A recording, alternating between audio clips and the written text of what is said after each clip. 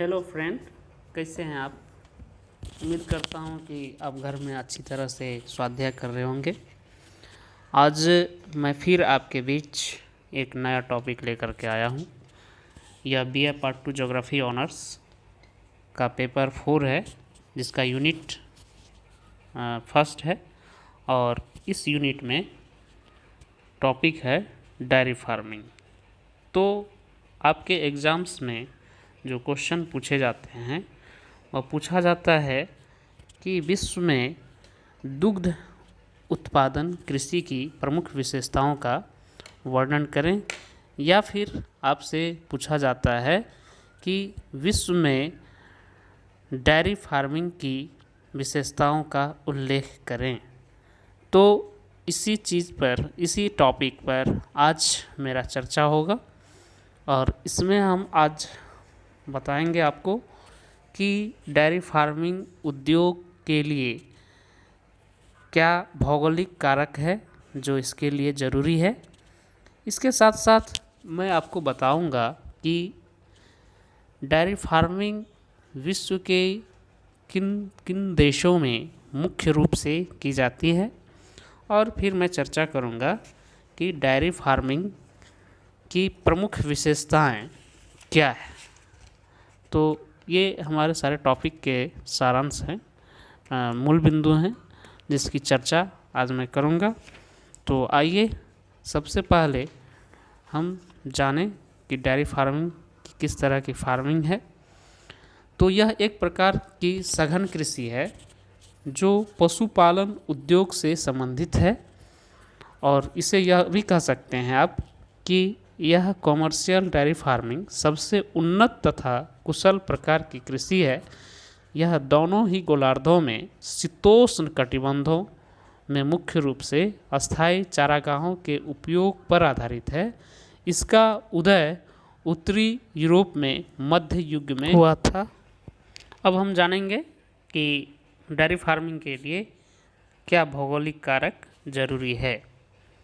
तो पहला है इसका जलवायु। तो डेयरी पशुओं के लिए 10 डिग्री सेल्सियस से 17 डिग्री सेल्सियस तापमान और 50 से 75 सेंटीमीटर वार्षिक वर्षा का प्रदेश अनुकूल होता है, क्योंकि ऐसे प्रदेश में चारा घास की अच्छी उपलब्धता होती है। दूसरा है इसमें दूध उद्योग के लिए गर्मी का तापमान 27 डिग्री सेल्सियस से अधिक नहीं होना चाहिए, नहीं तो दूध और उससे बने उत्पाद शीघ्र खराब हो जाएंगे।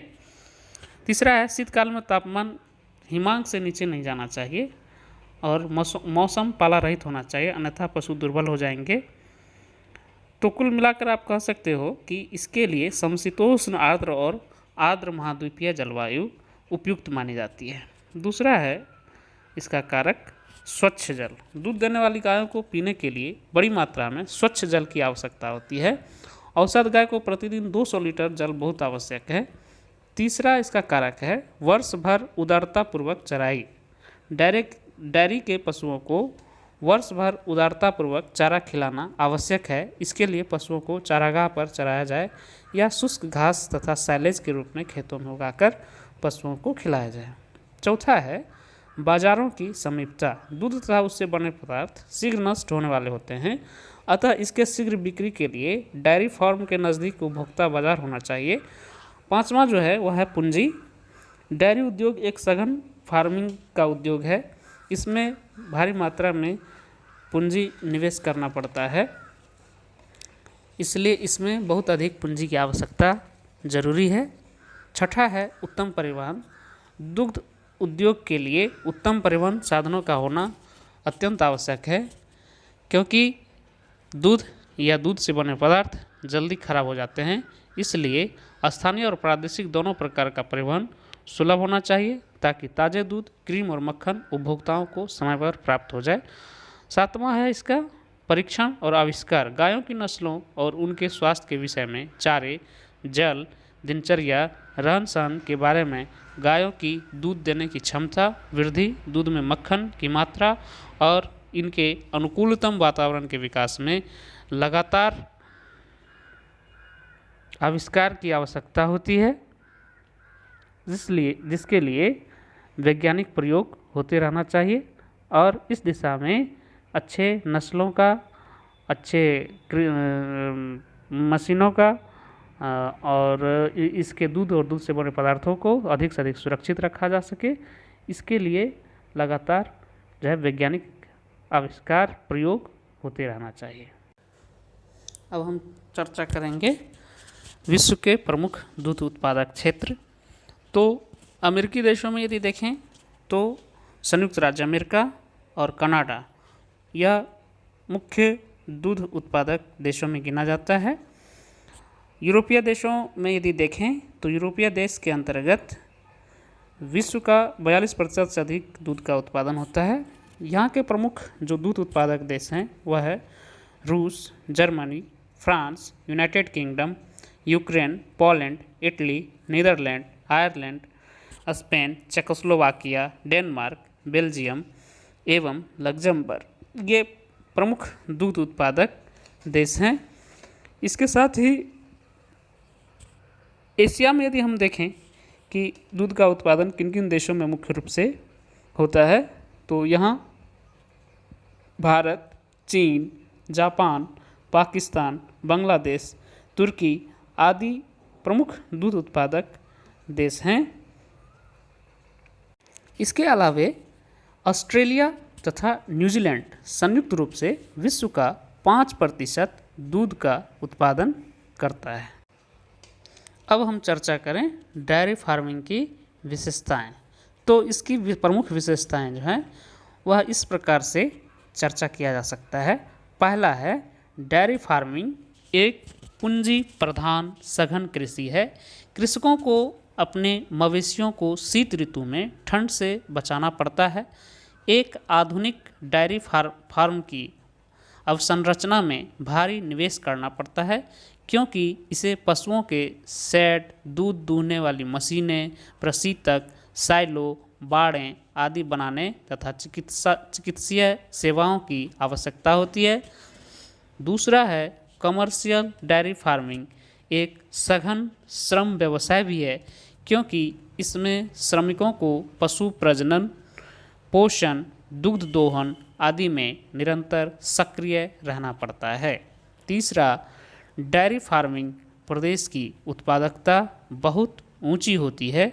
शीतोष्ण आर्द्र प्रदेशों में एक स्वच्छ गाय 3000 लीटर तक प्रतिवर्ष दूध देती है। चौथा है सभी डेयरी प्रदेशों में उच्च स्तर का वाणिज्यीकरण मिलता है। वैज्ञानिक विधि से प्रबंधित फार्म के लाभ भी अधिक मिलते हैं। पशुओं के नस्ल सुधार पर विशेष ध्यान दिया जाता है। पांचवा है डेयरी फार्म दूध तथा इसके उत्पादों का उत्पादन करते हैं। कुछ फार्मों पर दूध के अपेक्षा दुग्ध पदार्थों का विशेषीकरण मिलता है। सामान्यतः नगर से दूर स्थित फार्मों पर ताज़े दूध का उत्पादन कम होता है। यहाँ मक्खन, पनीर तथा चूर्ण रूप में दूध का उत्पादन होता है क्योंकि ये कम विनष्टशील पदार्थ है। वैसे अब प्रशीतक, पाश्चुरीकरण तथा संरक्षण की अन्य प्रक्रियाओं के विकसित हो जाने से बाजार से दूरी का अधिक महत्व नहीं रहा है। छठा है डेयरी फार्मिंग करने वाले अपने उत्पादों को सीधे उपभोक्ताओं को नहीं बेचते, वे थोक व्यापारियों को दूध बेचते हैं जो उसे फुटकर व्यापारियों को बेचते हैं। फुटकर व्यापारी उसे उपभोक्ता में वितरित कर देते हैं। यूएसए में दूध को घरों तक पहुंचाने का प्रचलन नहीं है जबकि यूनाइटेड किंगडम में अब भी यह प्रचलित है। सातवां है डेयरी पदार्थों का विशेषीकरण प्रदेश से प्रदेश में भिन्न है। यूनाइटेड किंगडम तथा यूएसए में बड़े औद्योगिक नगरों के निकट दूध की भारी मांग के कारण बड़े पैमाने पर दूध का उत्पादन किया जाता है। न्यूजीलैंड तथा ऑस्ट्रेलिया मक्खन तथा पनीर का उत्पादन करते हैं। आठवां है कमर्शियल फार्मिंग के अन्य प्रकारों की भांति डेयरी कृषक भी घटती हुई आय तथा बढ़ते हुए उत्पादन मूल्यों जैसी आर्थिक समस्याओं का सामना करते हैं। तो आपने देखा कि किस तरह से जो है डेयरी फार्मिंग में किस किस तरह की भौगोलिक दशाएं या भौगोलिक कारक की आवश्यकता होती है। फिर आपने देखा कि विश्व में किन किन क्षेत्रों में प्रमुख रूप से डेयरी फार्मिंग की जाती है, और फिर आपने जाना कि डेयरी उद्योग की या डेयरी फार्मिंग की प्रमुख विशेषताएं क्या है, और अंत में आप इसके निष्कर्ष के रूप में जान सकते हैं कि मांस, मछली, अंडा के विकल्प के रूप में मात्र दूध तथा उससे बने पदार्थ ही है। यही कारण है कि जिन प्रदेशों के प्रति व्यक्ति आय अधिक होती है वहाँ दूध तथा उससे बने पदार्थ का उपयोग अधिक होता है। यूरोपीय तथा अमेरिकन देशों में प्रति व्यक्ति आधा लीटर दूध खपत है, और आप यदि इसको इंडिया के परिप्रेक्ष्य में देखेंगे तो यहाँ पर 1/4 लीटर दूध भी एक व्यक्ति को नहीं प्राप्त होता है। तो छात्रों, मैं उम्मीद करता हूँ कि आज का टॉपिक आप अच्छी तरीके से समझ गए होंगे, अच्छा लगा होगा आपको, आप इसे तैयार कर लेंगे।